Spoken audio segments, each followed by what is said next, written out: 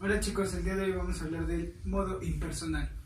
¿Qué es el modo impersonal? Es aquello que se utiliza cuando realizamos una oración, pero queremos destacar el qué mucho más allá del quién.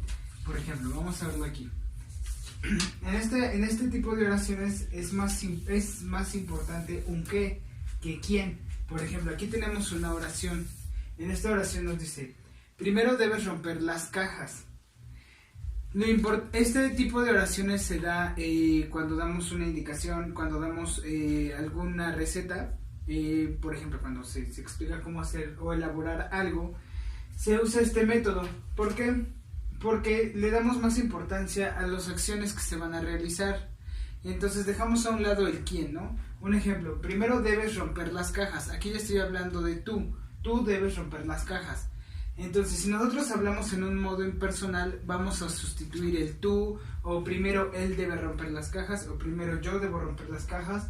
Vamos a sustituir aquellos pronombres de los verbos para dejarlos en un modo impersonal. Solamente se utiliza el puro verbo acompañado de la acción, de qué es lo que se realiza. En este caso, en lugar de decir, primero debes romper las cajas, o sea, primero tú debes romper las cajas, lo voy a sustituir por un, primero se rompen las cajas.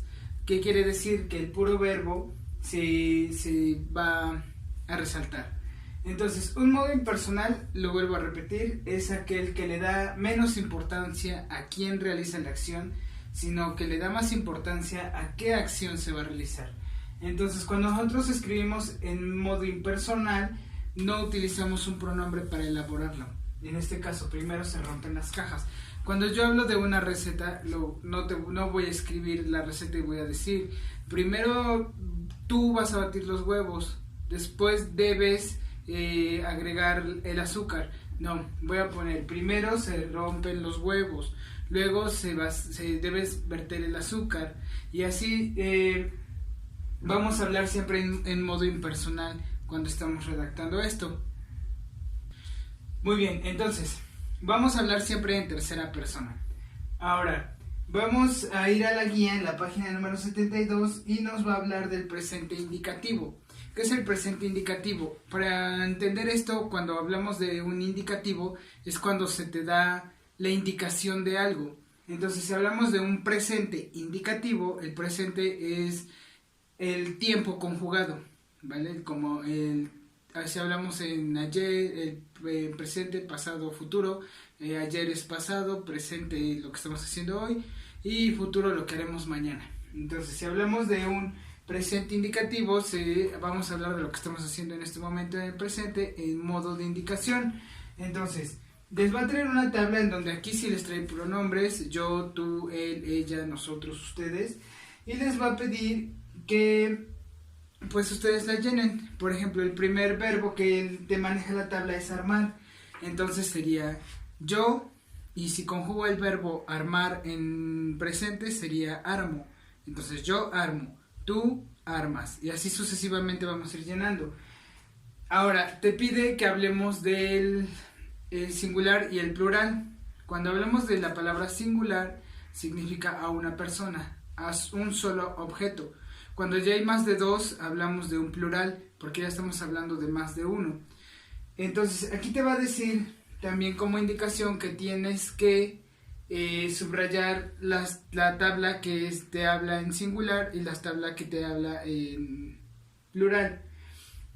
Entonces, si aquí te dice yo armo, tú armas, él arma, estamos hablando de una sola persona. Pero si ya hablamos de ellos arman, ustedes arman, nosotros armamos, ya estamos hablando de muchas personas, más de una persona, por lo tanto se vuelve plural. Singular uno, plural muchos, ¿vale? Eso es como vamos a manejar el verbo indicativo. ¿Cómo te maneja el verbo indicativo? Pues te lo maneja en rompe, ¿no? Te va a dar la indicación de que lo que tienes que hacer en ese momento de estar realizando o preparando algo, ¿vale? Realizando esa acción. Entonces, más abajo te vienen más ejemplos sobre que debes marcar con una tache la oración que está escrita en modo impersonal.